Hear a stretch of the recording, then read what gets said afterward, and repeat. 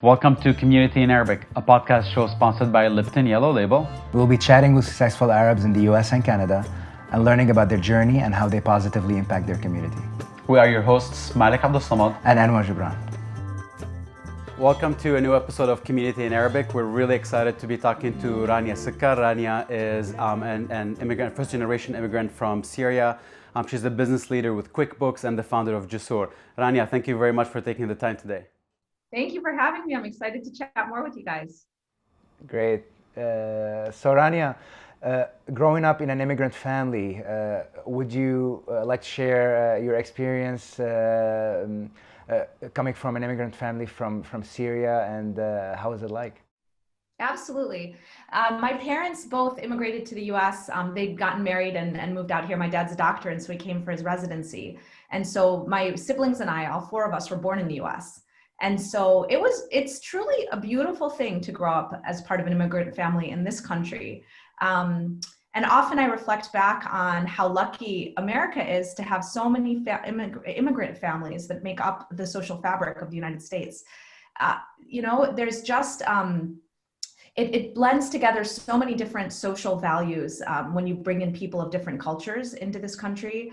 The conversations we used to have around the dinner table, just reminding us of the importance and value of hard work and the importance of family. All of these things, immigrant families tend to come in with really strong family ties and family connections. And that was so important for us. That value then gets brought back to the US where immigrant families will bring some of that thinking back to communities in the US. So it just is a very special thing to have these immigrant families make up the US. But for example, we used to spend our summers in Damascus.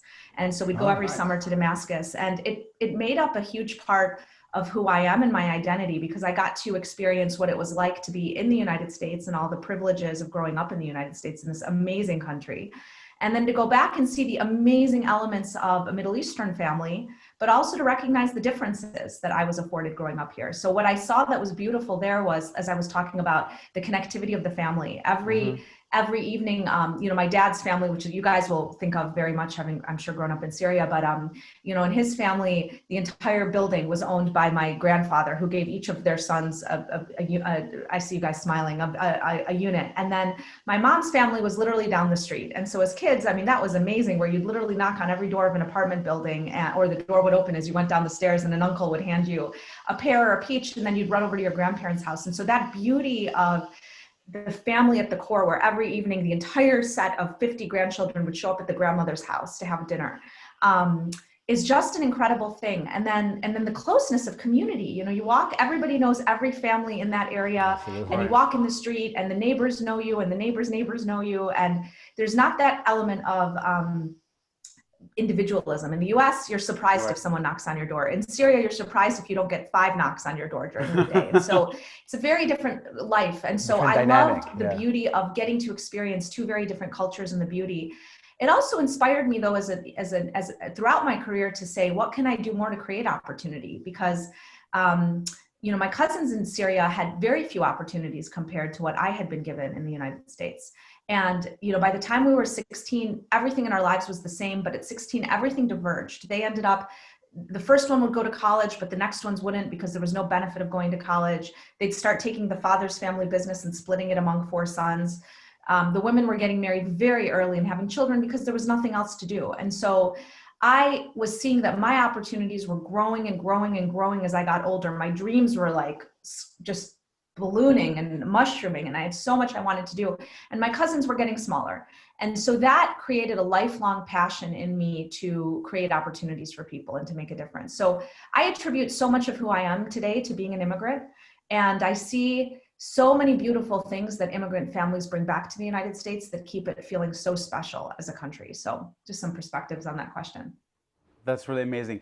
And then, so that experience that you had throughout, and then, you having more access to opportunity is what led you to want to go to Harvard, right? How was that experience, suddenly finding yourself in one of the best schools in the world, and then bit by bit, you have more and more opportunity as you go? We would love to hear about that experience. Well, I love that question, because it really does bring up so much of what immigrant families go through. So my parents it was a shocking concept for their daughter to go away to college.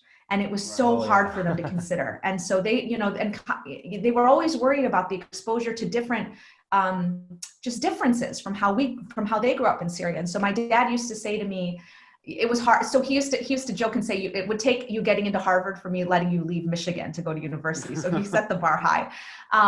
But then when I got in, I remember my parents thinking, how are we going to tell your grandfather that we're sending you away to multiple states to go to a different university? They were so worried. And then they told my grandfather, and the way he reacted shocked us all. He got me a big gold medallion.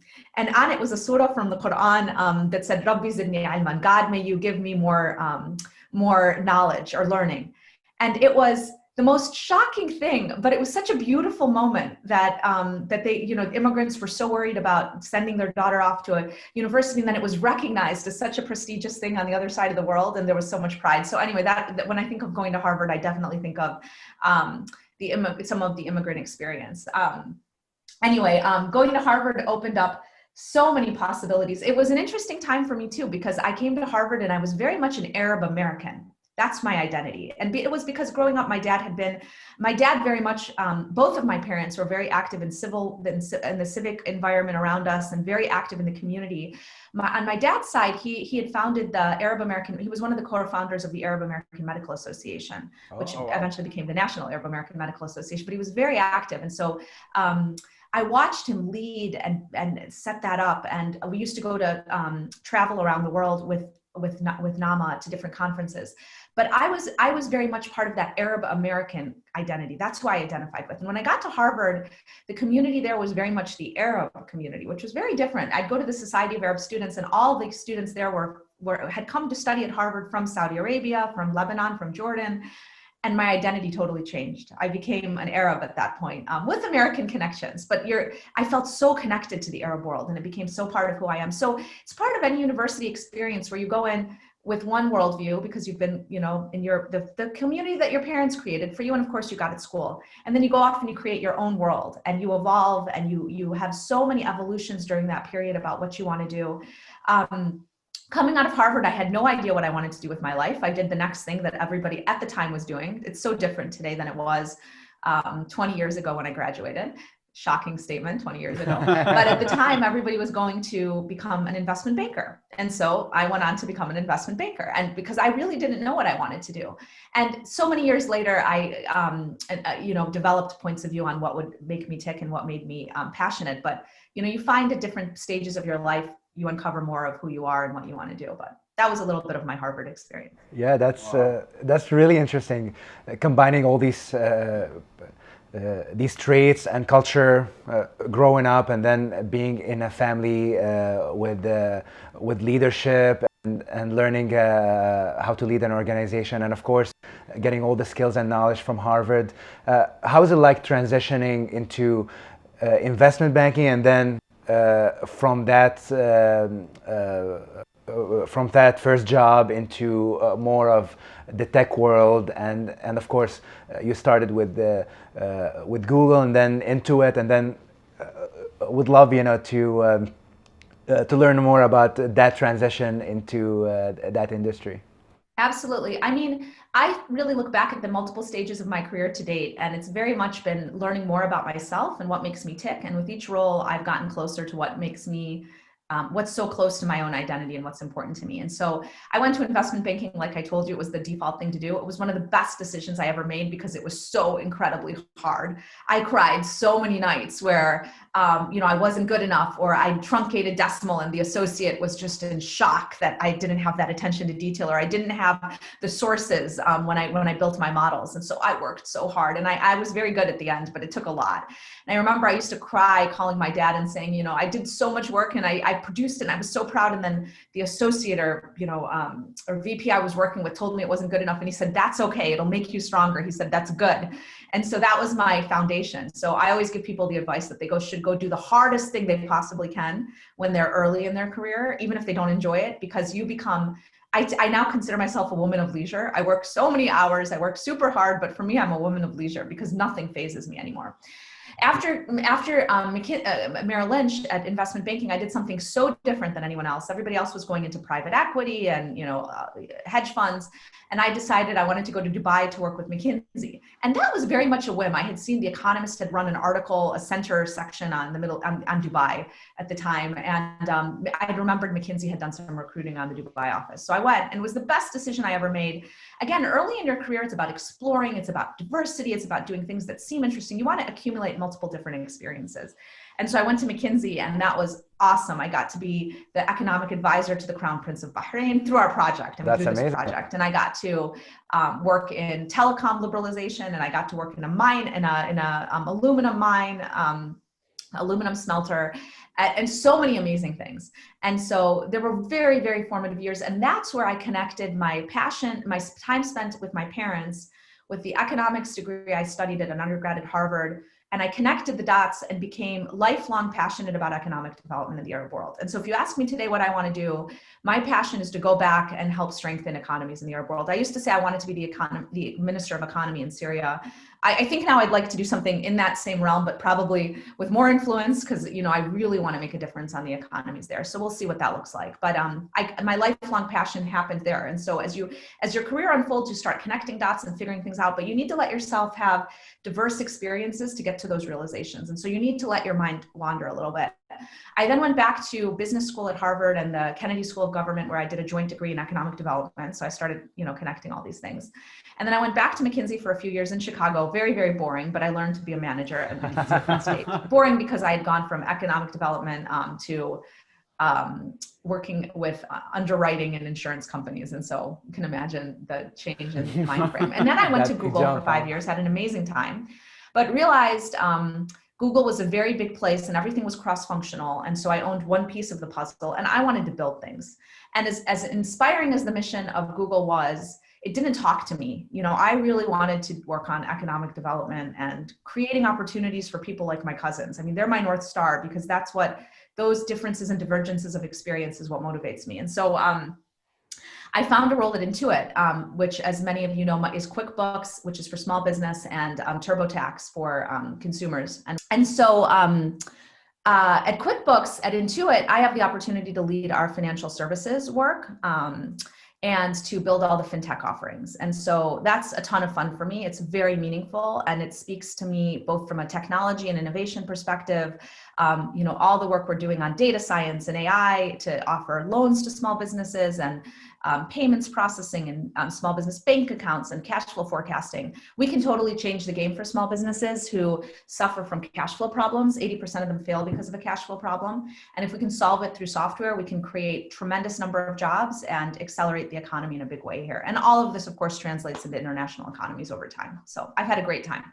The world of pandemic, like now in the economy is struggling, and how small businesses are struggling, and having a company that kind of knows exactly your bookkeeping, but at the same time curate loans and payments for you to kind of keep you going as a small business.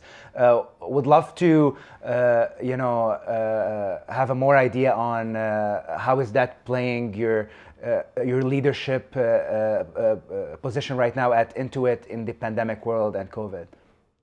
It's crazy. So it's just opened up a massive number of opportunities for us to accelerate innovation. As you guys know, small businesses are impacted in tremendous ways through all of this. And we serve the smallest of the small businesses, those with fewer than 10 employees.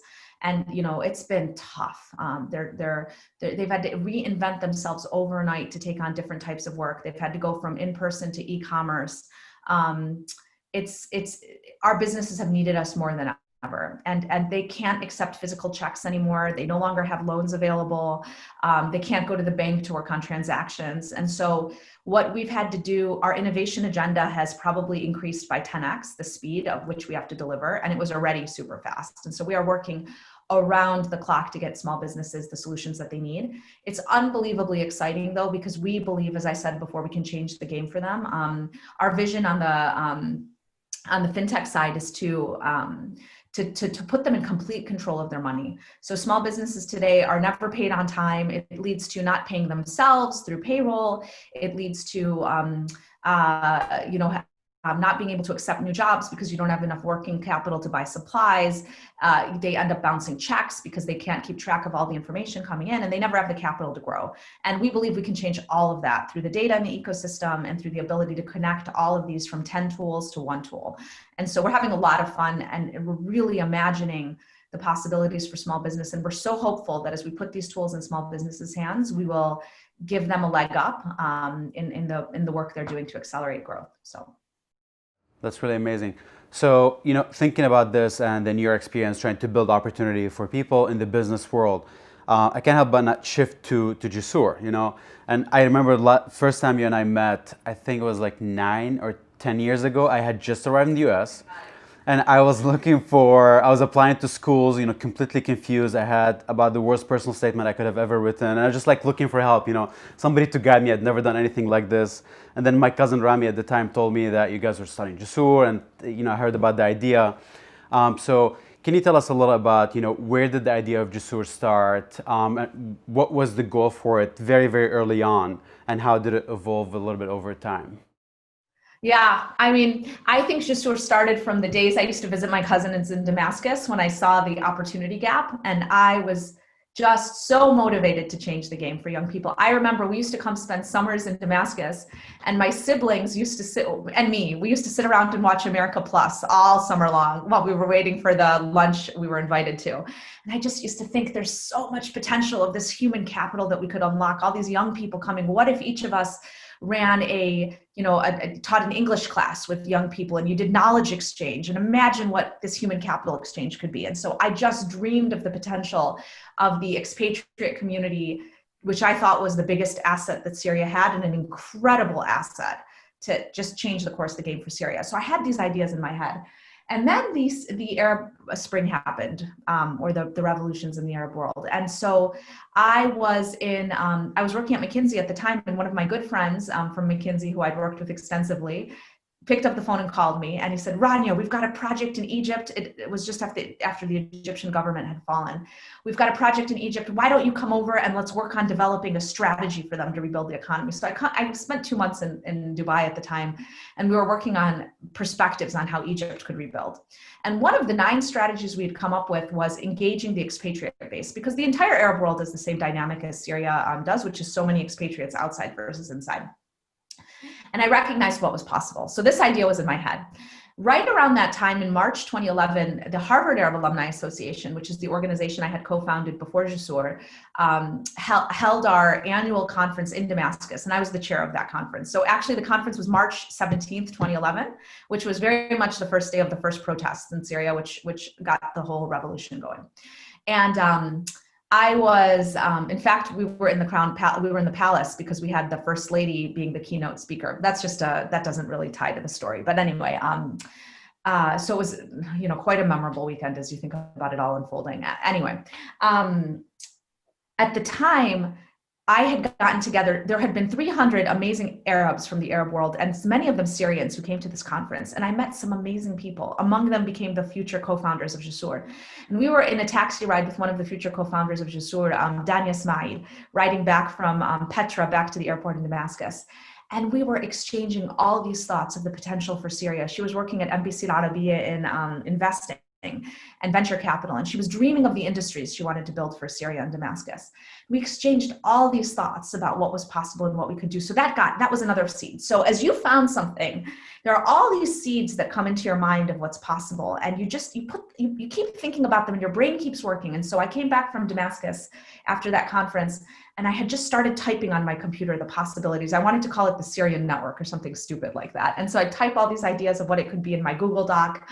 And then I kept thinking, this isn't possible. Then I kept, because when you're starting something, you keep thinking, is the idea really going to work? Is it going to make a difference? You think of the obstacles. So you always doubt yourself as a founder, whether it's private sector or nonprofits. And so then I started circulating it to some friends, among them Dania, and some became interested. And they said, yes, we'd love to join this founding team. And so I got together maybe 5 people of these co-founders. And they were all so incredibly diverse. So Dania said, Rania, you're crazy. That's not a good name for an organization. Let's think of something meaningful. And so we branded it. And Dania was brilliant when it came to social media. And so we had Dania, and we had Lina Zeba, and we had Fadi Salim, and we had Rami Zayat, and there was a handful of others who became the founding team. We were all so different, and we shaped the organization together, and we had a rough idea of what the organization would stand for and what it would be. And the first thing we did is we started running programs. When you found an organization, you don't just create it and build everyone on the mission. You want to show them what it is. So the first thing we did is we worked on a seminar to help young people find ways from Syria to find ways to get admitted to universities around the world. So we created a YouTube video, and I don't know, we had a couple thousand views, and we were so proud. Anyway, I've kind of gone off in multiple directions. The mission of Jusoor at the time was to connect the Syrian expatriate base from outside to those inside to help unlock development in the country. And that's why we called it Jusoor, or Bridges. The goal of Jusoor has evolved. Our mission is to empower Syria's youth for a brighter tomorrow. And so we very much focus today on education, taking that incredible asset we have of Syria's youth and educating them and ensure we don't create a lost generation for Syrian youth. And we do that by tapping on the expatriate base, but also global philanthropists and people around the world who are interested. And so the mission has evolved as the situation has evolved, but super proud of the organization and what it's been doing. And it's so lots to that answer. That's great. To you, what are the most proudest moment in Jusoor so far? This is one of them. I mean, I see all the young people we worked with, like Malek and others. I mean, tangentially we got to work with you, Malek, but I look at all these young people who have achieved so much. And this is the vision. We wanted to create a future bench for Syria's future, this bench of talent that could come in and do so many things. It really brings tears to my eyes thinking of what you guys, it really does, it's crazy. Thinking of what you guys have accomplished. I mean, I get calls from you guys all the time. Those of you who are in leadership programs at the top aerospace engineering world, and then those who came into Goldman Sachs's IT and the IT track, which was very prestigious, but not the investment banking side, who ended up there, who are now part of some of the Silicon Valley's hottest startups and companies that just IPO'd. And I hear from you guys and what you're doing, and it makes me so proud that you are my proudest moments. Of course, the program in Lebanon, when we go and spend time with those children who are achieving so much, but we believe in multipliers. And I see what you guys are doing. I see the programs you've done to bring you've now created your own organizations where you're bringing young people to the US to study. And that is a multiplier effect. You are becoming global leaders for your communities around you and making a name that's better, that we can be proud of for Syria. And you will change the future of our country. So there's so many moments like this, but when Malek sends me a note and says, can you do this? I just am so proud to be a part of all of these things. And so this is one of them. That's amazing. That's really amazing. And there's no doubt that Jusoor left such an amazing impact on so many people I know. I mean, so many people are so grateful. Absolutely. For all the work that Jusoor did and that you did. Yeah, and now you guys are all doing it too. So it's having a big impact. It's like creating opportunities via education, basically. So that's amazing. You're doing an amazing job. There's nothing like the opportunity of dreaming, and you guys have experienced it, and you guys have been able to live out your dreams. And I experienced it growing up, and I hope every young person in Syria and around the world gets to grow up with those dreams and to go dream super big, and to see some of those, just to have the right to dream itself. I mean, that in itself is just so beautiful. So I hope we can create more dreams together. Absolutely. So Rania, with all this that you said, what is next for Jusoor in your vision, in your wildest dreams? What's the most amazing thing that you would love to see Jusoor do down the road? Well, first of all, we're working on succession planning. So as I did with the Harvard Arab Alumni Association, you need to make sure that the next generation takes over. And so we're trying to pull in, and we will do this in the next few years, the next generation of board leaders that will take the organization forward.